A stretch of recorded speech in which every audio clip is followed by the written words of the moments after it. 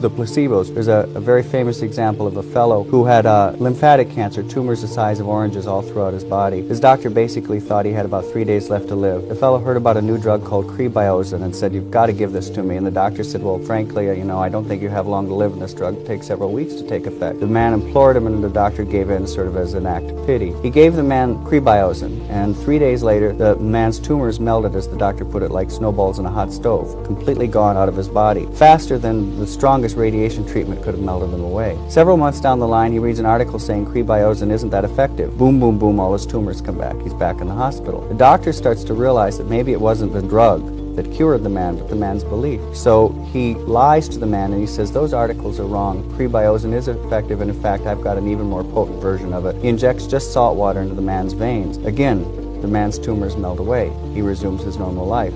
Unfortunately, many months down the line, he reads final studies on crebiozin saying it's completely ineffective.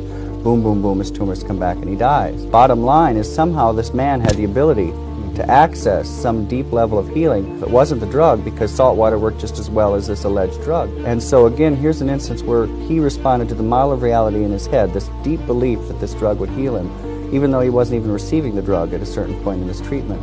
And his body responded in kind.